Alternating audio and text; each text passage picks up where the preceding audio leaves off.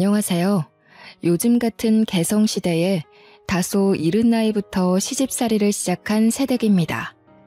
제가 인생을 길게 산 건 아니라지만 그래도 어연 30여 년을 살면서 이만큼 앞뒤 다른 사람은 처음이라 하소연하고 싶어 사연을 올려봅니다. 결혼하면 옵션으로 따라올 만큼 다들 시댁에 관한 고민 하나씩은 있으시잖아요. 요즘엔 미디어가 다양해서 이 정도 고민들은 미혼 여성들 사이에서도 유명하지 않습니까? 저 또한 시댁살이 때문에 이혼 고민하는 여성들의 사연을 아주 많이 읽고 들었어요. 그래서 당연히 결혼하기 전에 시모될 어머님이 어떤 사람인지 제대로 확인하고 결혼했다고 생각했죠. 그런데 이게 웬일입니까? 딸 같다며 애지중지 해주던 사람은 어디로 가버렸는지 모르겠더군요.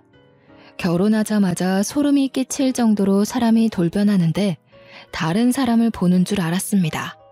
제가 평소 막장 사연 읽는 걸 좋아해서 시댁살이 사연을 많이 참고하여 철저히 시모를 알아봤다고 생각했는데 다 제 착각이었던 거죠. 사람이 작정하면 뭐든 불가능하겠냐마는 도대체 얼마나 철판이 강해야 이 정도의 눈속임이 가능한 걸까요? 정말 독이 든 성배를 마신 기분입니다. 물론 원래부터 여우 같은 시모였는데 제가 사람을 볼 줄 몰라서 못 알아본 것일 수도 있어요. 그래서 다른 분들의 생각이 궁금해 제 이야기를 사방에 공개하고자 합니다. 정말로 제가 착각할 수밖에 없었는지 아니면 애초에 시모의 여우짓이 드러났던 건지 한번 눈여겨 읽어주세요. 남편과 저는 대학 선후배로 시작된 사이입니다. 저 같은 경우는 경남 지방이 본가인데 서울로 대학을 합격해서 홀로 상경한 상황이에요.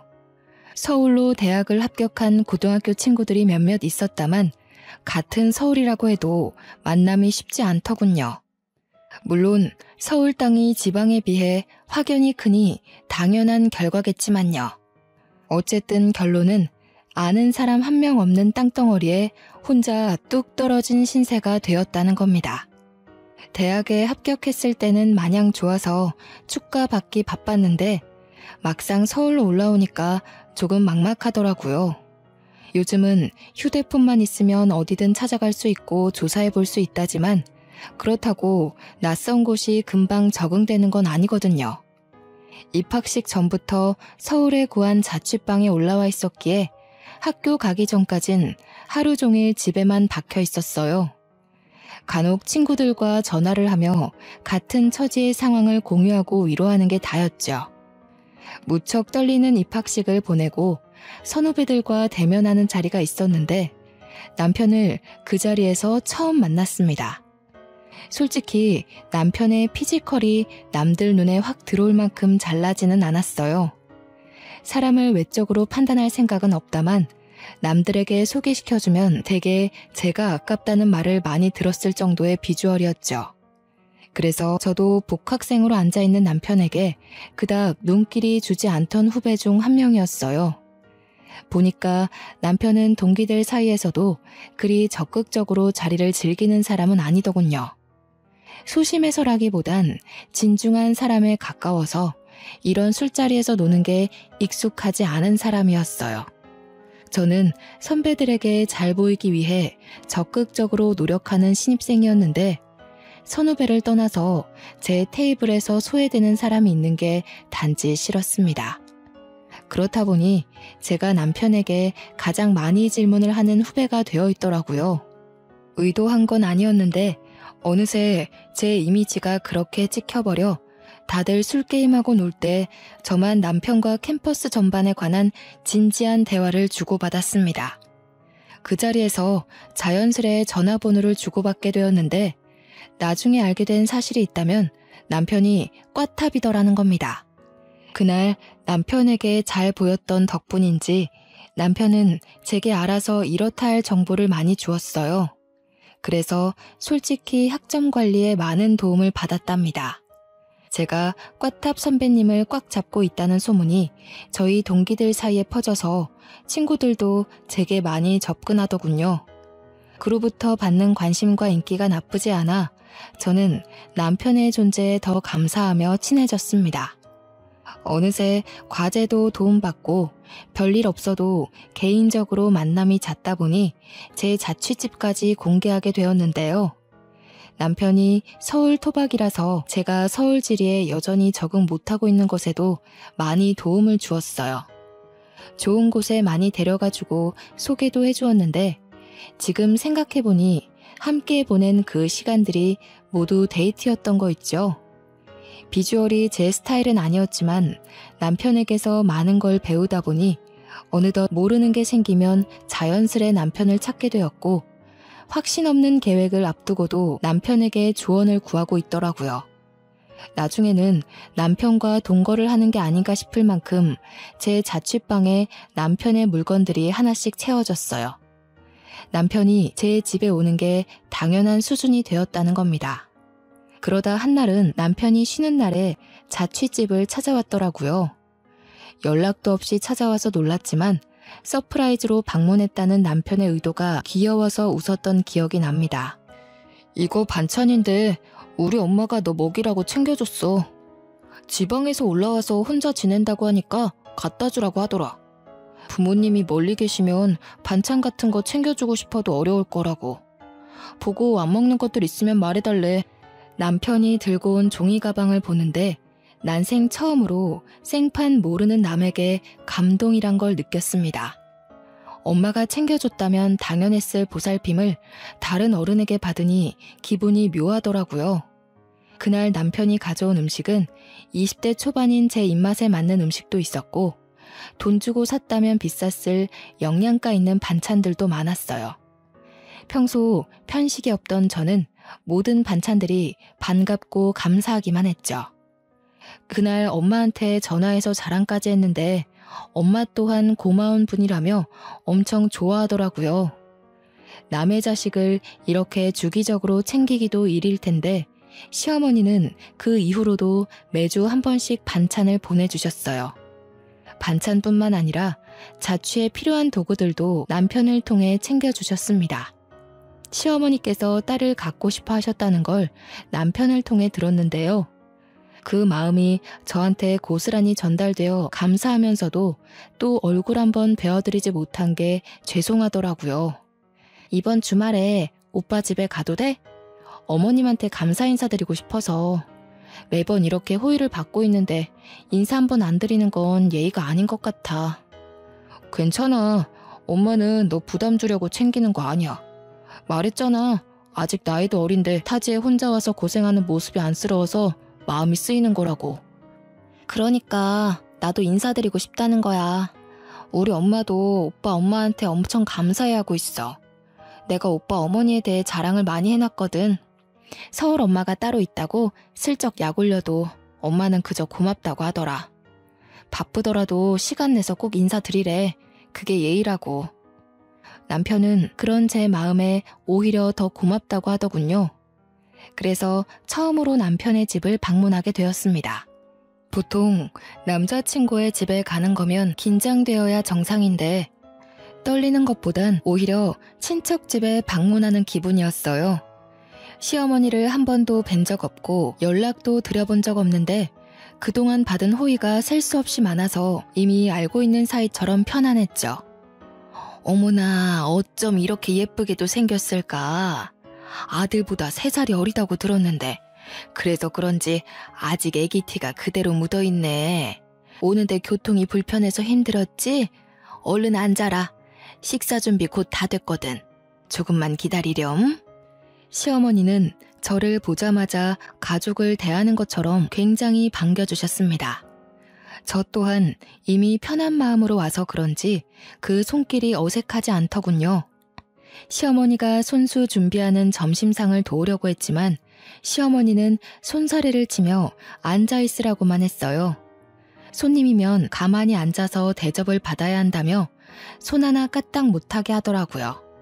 남편을 통해서만 시어머니의 호의를 받았던 저는 집을 한번 방문한 후로 남편만큼이나 시어머니와 친해졌습니다.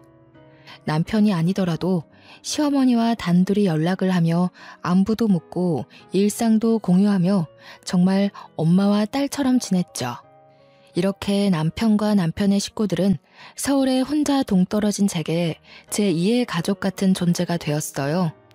저와 남편의 사이가 깊어진 것도 있지만 시댁에서 저와 남편을 두고 벌써부터 미래 계획까지 짜놓았더라고요. 너무 물 흐르듯 자연스럽게 진행된 관계이다 보니 결혼 또한 서로에게 당연한 절차가 되어버렸습니다.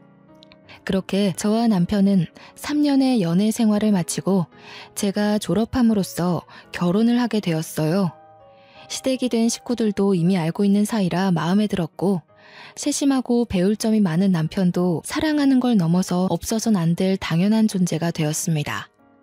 모든 게 순조로웠고 제 마음에 쏙 들었으나 딱 한 가지 걱정되는 부분이 있었어요.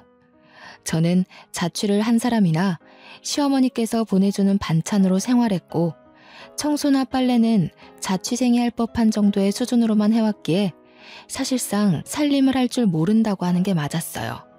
자신 없는 소리로 시어머니께 이 사실을 고백한 적이 있었는데 시어머니가 망설임 없이 그런 건 걱정하지 말라며 다 살면서 배우면 되는 거고 합가하는 동안에는 자신이 살림을 하면 되니 신경 쓰지 말라고 하셨습니다.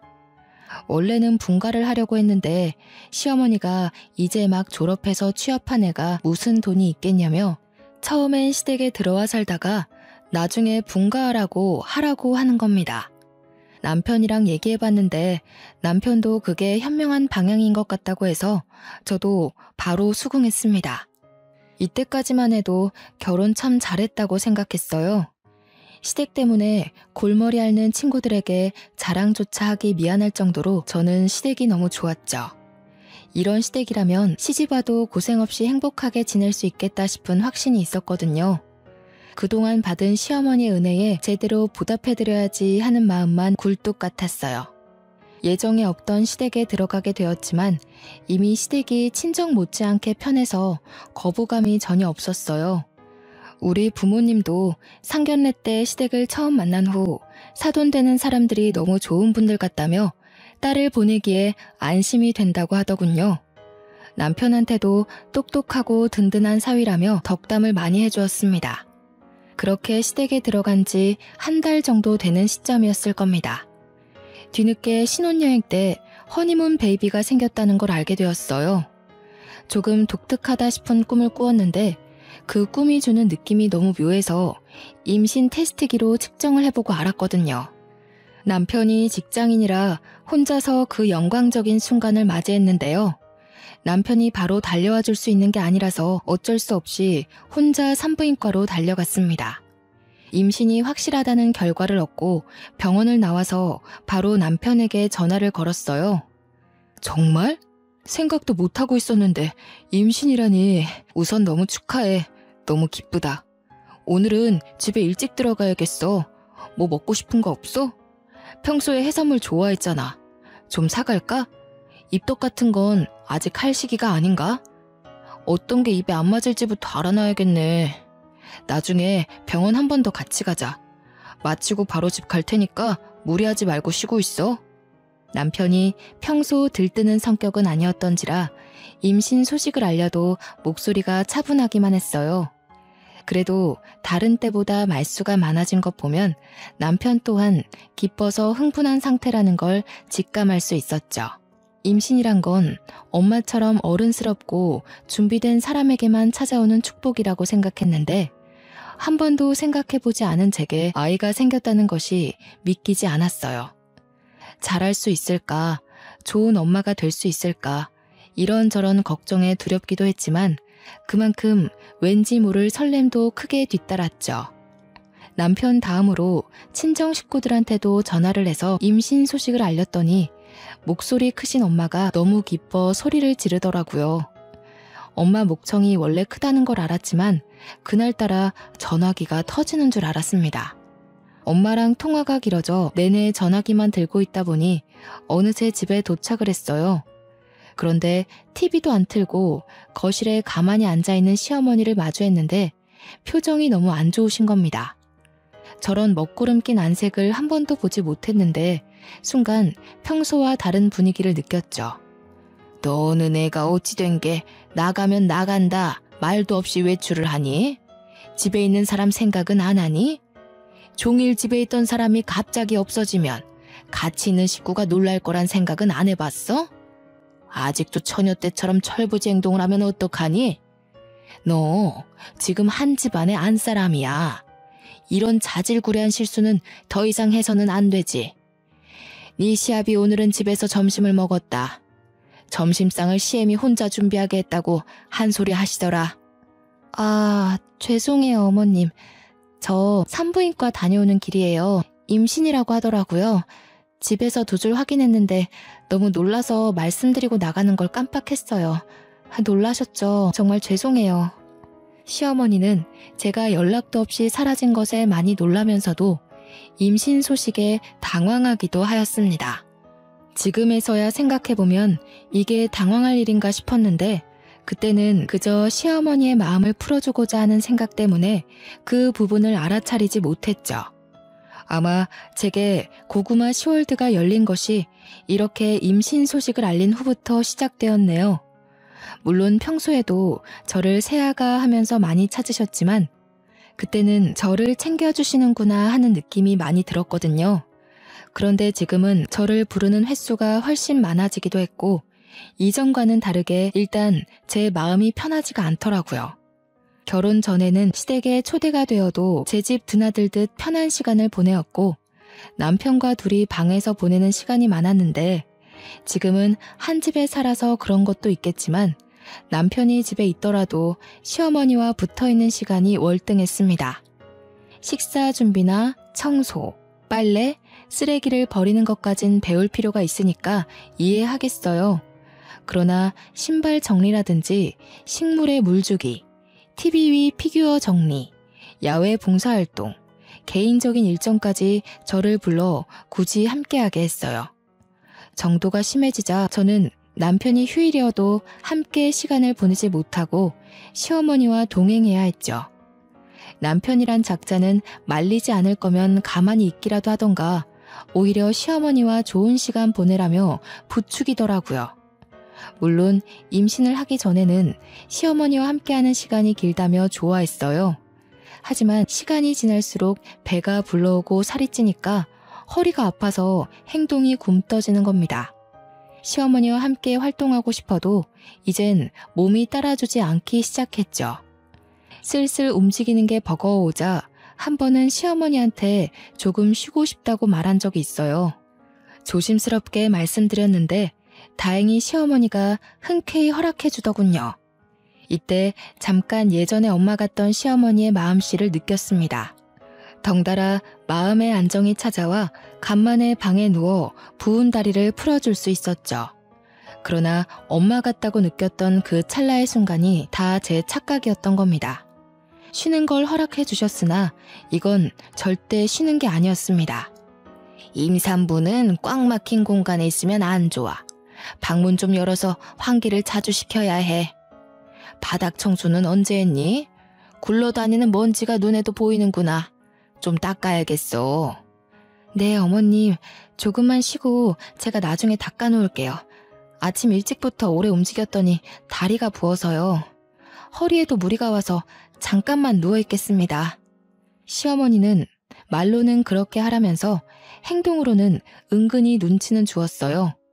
방 안에 들어와 여기저기 먼지가 많이 쌓였다면서 혼잣말을 계속하시고 남편이 기관지가 안 좋은데 먼지가 너무 많아서 겨우 잠재웠던 비염이 도지겠다며 궁시렁궁시렁 말이 많았죠. 똥 밟은 사람처럼 한참을 중얼거리다가 드디어 방을 나가는 것 같더니 나가도 나가는 게 아니더라고요. 저희 방은 방문을 열면 주방이 바로 마주보는 위치에 있었어요. 시어머니가 나가고 이제야 좀 쉬어보나 했는데 저 멀리 주방에서 시어머니가 이것저것 청소를 하기 시작하는 겁니다. 못 본 척 눈 감으며 신경 안 쓰려고 했어요. 그런데 원래 성격이 얌전하시고 조곤조곤하시던 분이 갑자기 왜 이렇게 혼잣말을 많이 하는 건지 이번에는 저녁 준비를 해야겠다며 주절거리는 겁니다. 심지어 오후 3시 정도밖에 안 된 시간인데 냉장고를 열고 난리가 났죠. 신경 안 쓰려고도 너무 대놓고 보이는 위치라 거슬릴 수밖에 없는 상황이었습니다. 어쩔 수 없이 더 쉬지 못하고 결국 몸을 일으켜야 했어요. 왜 나왔니? 더 쉬지 않고. 힘들다면서. 오늘 저녁 준비는 내가 할 테니 신경 쓰지 말고 가서 쉬거라. 시간이 오래 걸리는 요리긴 해도 내가 평소 이런 것도 안 하고 살았겠니? 며느리라는 게 원래부터 있었던 식구도 아니고 네가 오기 전까지만 해도 나 혼자 주구장창했다. 알아서 할 수 있으니까 얼른 들어가서 쉬어. 괜찮아요. 오래 걸리는 거라면서요. 그럼 손이 많이 갈 텐데 어머님 혼자 하시면 힘들잖아요. 도와드릴게요. 저도 식사 준비는 계속 배워야 되니까요. 그럴래 그럼?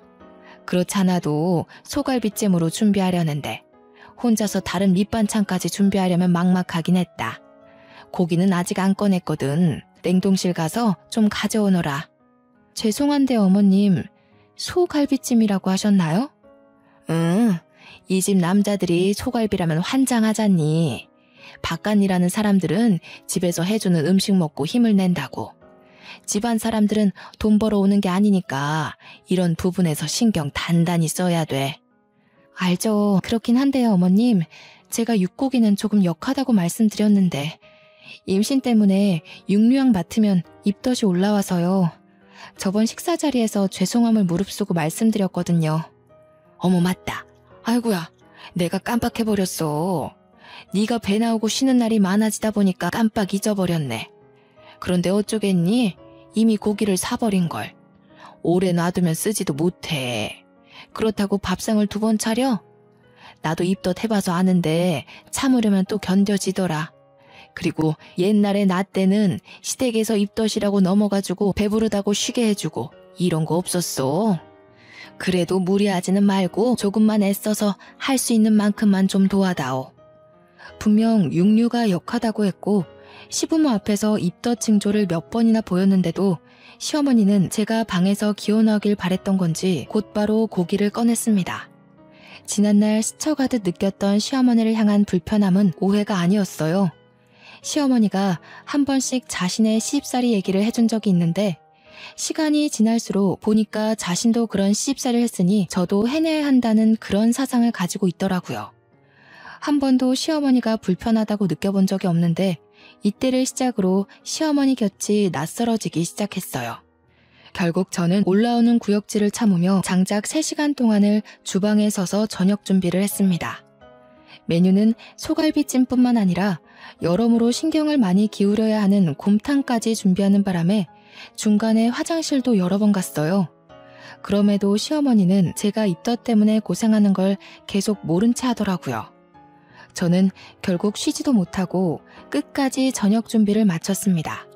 나오는 건 없는데 구역질만 반복하다 보니 속이 아려서 눈물이 나더군요. 그중에 내일 먹을 곰탕을 굳이 지금 준비했다는 것이 내 심기를 더 불편하게 만들었어요. 이젠 안 좋은 쪽으로 생각이 들 수밖에 없더라고요.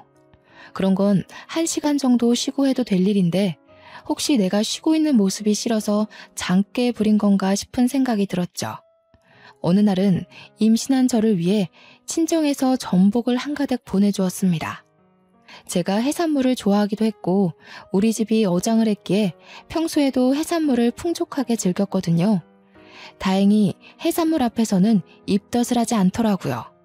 큰 아이스박스에 전복이 택배로 도착했는데 그걸 시어머니가 먼저 받아서 주방에 옮겨놨어요. 나날이 몸이 힘들어져서 한 발 늦게 방에서 나온 제가 시어머니와 함께 정리를 하려 했어요. 그런데 시어머니가 기분 나쁠 정도로 계속 한숨을 푹푹 쉬는 겁니다. 아유, 사돈도 생각이 짧으시지. 가정집에서 이만한 양의 전복을 어디다 쓰니? 나중에 미역국에나 다 집어넣어야겠다. 미역국에 전복을 넣는 건 좋지만 이 비싼 전복을 겨우 미역국에만 해먹는 건 사실 돈 날리는 것과 같습니다. 시어머니가 잘 모르는 것 같아서 기분 나쁘지 않게 설명을 드렸더니 오히려 그것에 더 기분이 상했나 봅니다. 내가 뭐 그런 상식도 몰라서 이러는 줄 아니? 내가 틀린 말을 한 것도 아니고 생각을 해봐라. 지난번에 보내준 문어 5마리도 겨우 동네에서 냉동 보관했어. 너도 냉장고 상태 봤지 않니? 문어도 집에 먹는 사람이 없어서 해결 못하고 있는데 이건 또 어떻게 다 보관하라고. 아가, 너도 친정이라고 무작정 감싸줄 게 아니야. 해산물도 한두 번이지 계속 먹으면 물린다는 걸 모르시나 봐. 네 시아버지랑 남편은 육류 좋아하는데 계속 해산물만 내주면 어디 힘내서 일을 나가겠어? 시어머니가 톤이 차분한 편이라 조곤조곤 말씀하시는데 옛날에는 그 분위기에서 묻어나는 우아함이 멋있어 보였다면 지금은 그저 얄밉고 서운하게만 들리더라고요. 문어도 제사 때 한 번 꺼내서 손질하고는 냉동실에서 한 번도 꺼낸 적이 없으십니다. 시아버지와 남편이 육류만 찾는 것도 아니었고 해산물을 싫어하는 건 더더욱 아니었어요. 시어머니는 제가 해산물 좋아하는 걸 알고 있어요. 그래서 결혼 전에도 제게 해산물 반찬을 꼬박 보내주시던 분이었거든요. 그런데 이제 와서 해산물 재료를 보고 툴툴거리는 모습이 너무 황당하다는 거죠. 또 제가 지금 육류는 역해서 입덧을 한다고 말해놓은 상황이라 저는 시어머니가 제 입맛을 조금이나마 신경 써줄 거라 믿었습니다. 아직은 결혼 전에 제가 엄마 같았던 시어머니의 모습이 거짓이었다는 걸 부정하고 싶었나 봅니다. 결국 저는 소갈비찜의 역한 냄새 때문에 저녁을 한 숟갈도 뜨지 못하고 방에 누워서 쉬었어요. 그마저도 저녁 치울 때는 시어머니가 요란스럽게 기척을 내는 바람에 나가서 도와야 했죠. 제 표정이 너무 힘들어 보였는지 설거지는 시어머니가 한다고 해서 죄송함을 무릅쓰고 다시 방에 들어왔습니다. 그런데 얼마 안 있어 남편이 들어와서 하는 소리 때문에 어이없어서 숨이 넘어갈 뻔했죠. 어디 갔다 했더니 누워 있었어? 아직 저녁상 정리 다 못했던데 엄마가 허리가 아프다네. 여보 몸 좀 괜찮으면 설거지할 수 있겠어? 우리 저녁 먹는 동안 누워서 쉬었으니까 이제 좀 움직일 수 있지? 뭐라고? 무슨 소리야? 어머님이 괜찮다고 하셨는데? 나도 내가 하려고 했어. 근데 어머님이 설거지는 직접 하시겠다고 하잖아. 가서 쉬라길래 들어온 거야. 엄마가 이전에 디스크 수술했었거든. 아무래도 요즘 자기 봐주느라 많이 움직였나 봐. 영 힘들어하시네. 설거지는 자기가 가서 좀 해줘. 자기 많이 쉬었잖아. 많이 쉬다니? 나도 저녁 준비한다고 3시간을 서 있었어. 나도 허리 아프다고. 너무 오래 서 있었더니 배도 끊어질 것 같이 아파. 또 저녁 준비하는데 고기 냄새 때문에 입덧을 얼마나 한 줄 알아? 지금도 멀미하는 것처럼 속이 욱신거려 죽겠어. 자기 힘든 거 알아. 근데 있잖아, 이런 말까진 안 하려고 했는데 뭘 그렇게까지 생색내. 자기만 임신해봤어? 우리 엄마도 다 겪어온 일이야. 엄마는 임신 때 걸레질도 했대. 임신이란 게 대단하고 존경받아야 될 일은 맞지만 자기는 좀 유세 부리는 것 같아. 유세? 지금 애 가진 사람한테 유세라고 하는 거야? 다른 사람도 아니고 어떻게 애 아빠가 그런 말을 할 수가 있어? 내 뱃속의 아기 나 혼자 만들었어? 이 애기 나 혼자 지키는 거야? 자기도 이 애가 안전하게 태어날 수 있도록 보살필 의무가 있어. 어떻게 어머님 말만 듣고 같이 부려먹을 생각을 해? 무슨 소리를 하는 거야. 부려먹긴 누가 부려먹는다고 그래. 우리 엄마 아파서 좀 도와달라고 하는 게 어떻게 부려먹는 거야? 우리 엄마가 너 서울 올라와서 얼마나 딸 챙기듯 살펴줬는지 잊었어? 그 은혜는 안 갚을 생각이야? 갚기를 바라고 베푸는 은혜가 은혜 맞아? 지금 생각해보니 그렇네. 어머님은 훗날 내가 며느리가 되었을 때 생색내려고 잘해줬던 거였어. 딸로서가 아니라 며느리로 삼으려고 밑밥 뿌리신 거라고. 야, 너 말 그따위로밖에 못해? 못 배운 거 가르쳐서 사람 만들어놨더니 뭐라고? 어른한테 말하는 꼬라지가 그게 뭐야? 못 배운 거? 그래, 그렇게 똑똑한 사람이 왜 자기 엄마 잘못된 건 바로잡지 못했을까? 당신보다 덜 배우고 덜 똑똑한 나도 어머님이 장깨 부리고 있는 게 너무 보이는데 똑똑한 머리로 한번 생각해봐. 막말로 어머님이 임신한 채로 걸레질했으면 나도 그래야 돼? 어머님이 지독한 시집살이 겪었으면 나까지 생지옥을 겪어야 되는 거야? 이런 건 어디서 내려온 세습인데? 자기 집에서만 전해져 오는 전통 같은 거야? 대체 갑자기 왜 이래? 왜 이렇게 버르장머리가 없어졌어? 임신 때문에 겪는 우울증 뭐 그런 거야? 어와동동 해주길 바래서 지금 떼쓰는 거야? 그런 거면 차라리 날 괴롭혀. 몸 아픈 우리 엄마 힘들게 하지 말고. 몸 아픈 우리 엄마라. 되게 우습다. 나 여태 자기한테 서운했던 적 한 번도 없었는데 지금은 너무 미워. 남편은 말 그대로 남의 편이라더니 나는 이런 일을 안 겪을 줄 알았는데 아무래도 똥차에 탄 것 같아. 결혼 전에는 저를 바로잡아주던 남편의 똑 부러지는 말투가 멋있기만 했는데 한순간에 꼴보기 싫은 꼰대처럼 느껴졌어요. 벽과 대화하는 기분이었죠.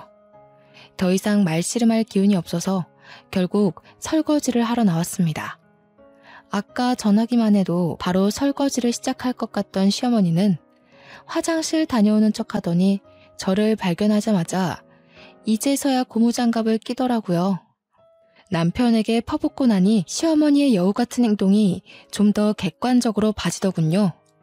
저는 그날 잠들기 전까지 남편의 존재를 투명인간 취급했습니다. 남편이 말을 걸어도 대화를 받아주지 않았어요. 저는요, 그날 하루 저녁 안 먹고 쉬었던 시간 말고는 10분 이상 누워본 적이 없었습니다. 다 늦은 밤에서야 잠자리에 누웠는데 너무 고단하고 서러웠던 마음에 눈물이 나는 겁니다. 멀리 있는 엄마가 너무 보고 싶어서 거의 충동적으로 장문의 문자를 보내버렸지 뭡니까. 새벽에 잠도 안 오고 제 편 없는 이 집이 너무 숨막혀서 어디라도 속풀이하고 싶은 마음을 담아 꾸역꾸역 적었죠. 그렇게 저지른 메시지가 대이변 같은 큰 폭풍을 불러일으키게 될 거란 걸 꿈에도 몰랐습니다. 다음날 제 문자를 읽고 화가 난 엄마가 아빠와 함께 시댁으로 올라와 버린 겁니다. 지방에서 이곳까지 오는 데만 해도 장장 5시간은 걸리는 거리였어요.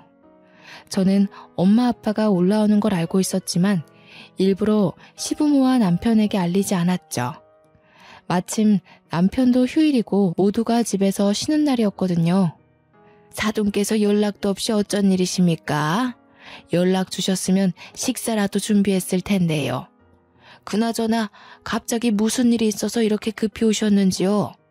장모님, 장인어른께서도 어쩐 일로 혹시 연락하셨던 거예요? 제가 휴대폰을 미처 확인 못했나 보네요. 오시느라 고생하셨죠. 얼른 들어오세요. 이것 봐라. 자네 얼굴 빛 너무 좋다? 임신한 아내가 곁에 있으면 같이 씻으러 게 남편 입장인데 말이야. 잘 먹고 든든해야 할 우리 딸은 지금 죽상이 되어 쓰러지기 직전인데 자네는 살까지 찐 것 같아. 임신한 마누라 신경은 눈곱만큼도 안 쓰는 거 아닌가 몰라?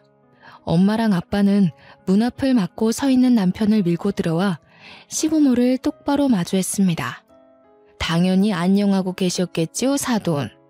이 집에서 안녕하지 못하고 있는 우리 딸내미 데려가려고 왔습니다.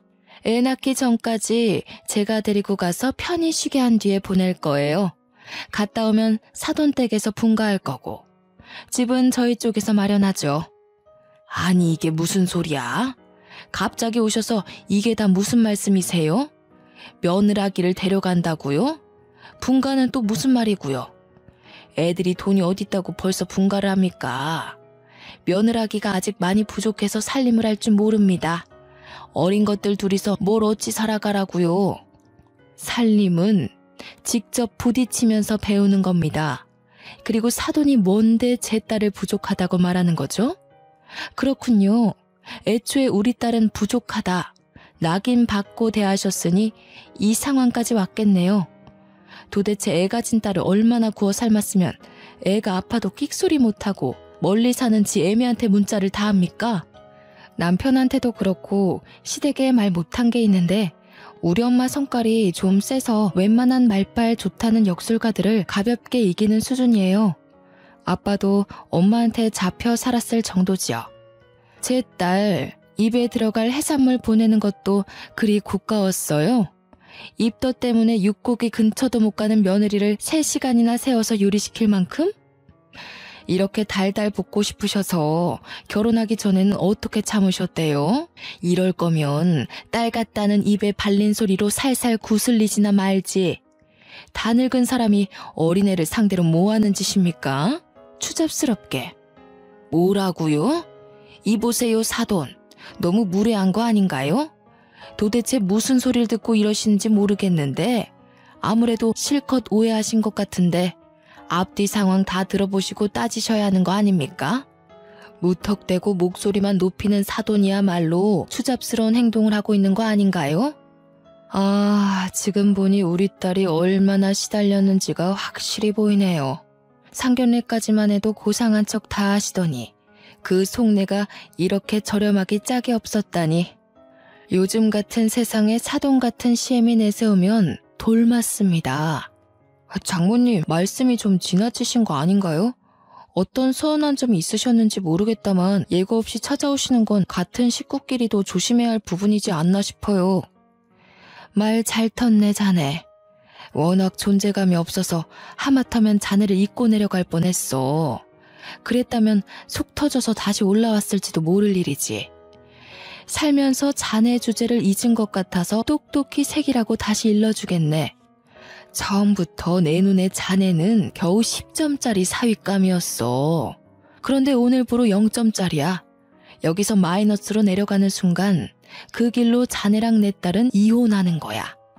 어머 사돈, 이혼까지 논하시고 도대체 다짜고짜 와서 이 무슨 행패이세요? 이제 더 이상 예의를 못 갖추겠네요. 왜 남의 집 귀한 자식을 평가지릅니까? 당장 사과하세요. 잘 들으세요 사돈. 이 망할 집구석에 들어오기 전에 우리 예쁜 딸이랑 결혼하겠다고 줄을 섰던 잘난 집 아들들만 몇 트럭이었어요.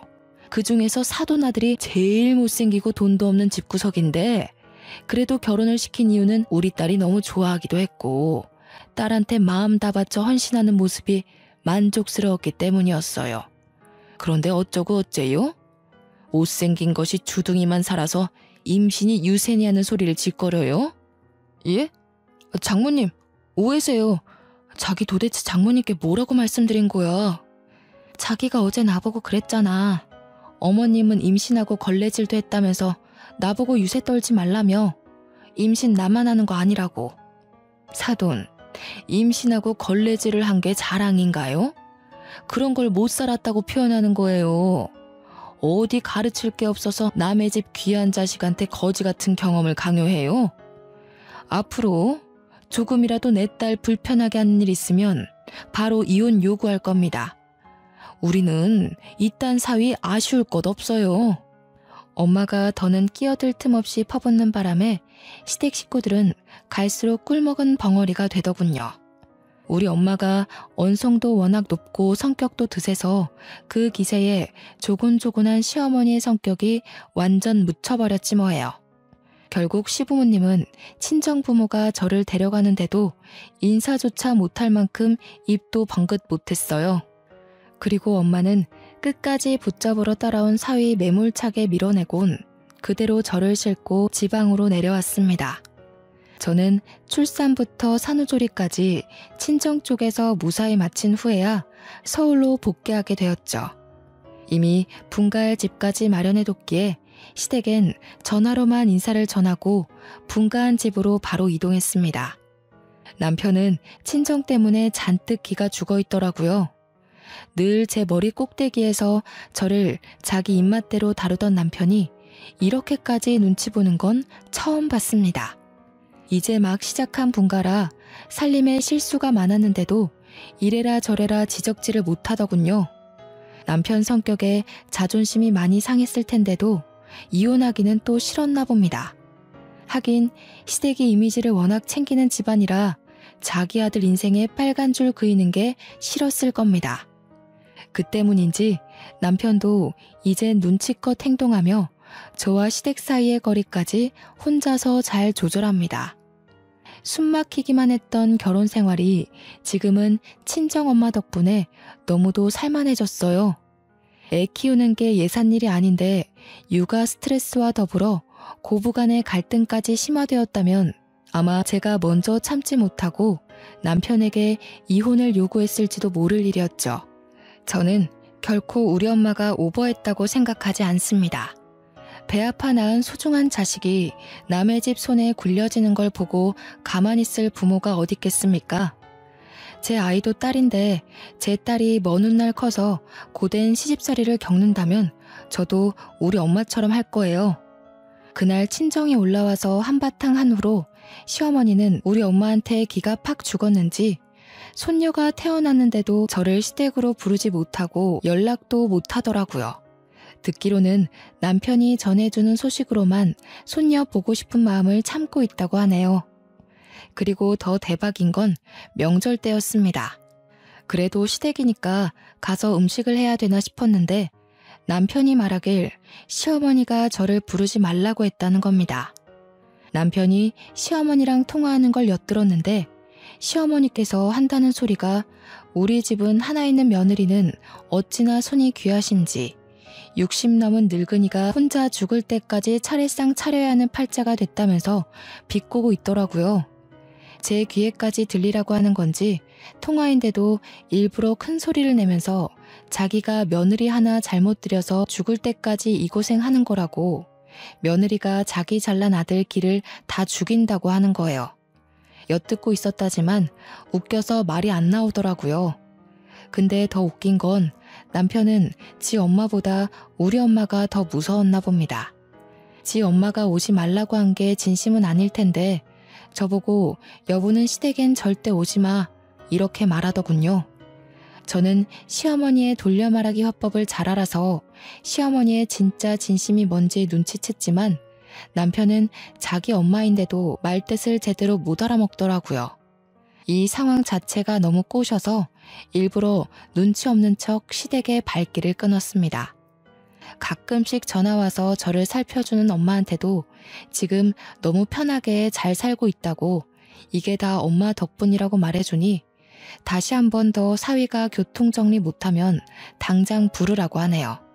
그 전화를 끊고 나서 얼마나 든든하고 어깨가 펴지던지 그 자리에서 한참을 호탕하게 웃었습니다. 솔직히 며느리 된 입장으로서 시부모를 공경해야 되는 건 맞지만 너무 자기 가족만 생각하는 시어머니를 위해 저를 낮추면서까지 가까이 지내고 싶진 않습니다. 제 부모님한테 그렇게 배우면서 자랐거든요. 저는 공경을 하기 위해 며느리란 직책을 받아들인 거지 얕은 아량으로 용심이나 부리는 시어머니의 비위를 맞추고자 며느리가 된 게 아니기도 하니까요. 아마 세월이 좀 흐르고 한번 뒤집혔던 그때의 사건이 서서히 잊혀질 때쯤이면 시어머니가 혼자 일하다 힘들어서 또 저를 부를지도 모르죠. 설령 그렇더라도 이제는 다 상관이 없습니다. 저는 그때마다 시댁에 남편을 대신 보낼 예정이거든요. 현재는 속 시원하게 상황이 해결되어 편한 생활을 보내고 있다만 제 사연을 읽어보신 여러분들은 어떤 생각이 드셨나요? 여러분이라면 결혼하기 전에 저런 앞뒤 다른 시어머니의 여우습성을 눈치챘을 것 같으신가요? 되도록 이런 사기꾼 같은 사람과는 엮이지 않으셨으면 좋겠습니다. 저처럼 그게 어쩔 수 없는 식구가 되어버렸다면 잘못한 게 없으니 기죽지 마시고 현명하게 헤쳐나가시길 바랍니다. 징글징글해서 뒤돌아보기 싫은 제 속풀이 읽느라 고생하셨습니다. 다들 고마워요. 좋은 밤 되세요.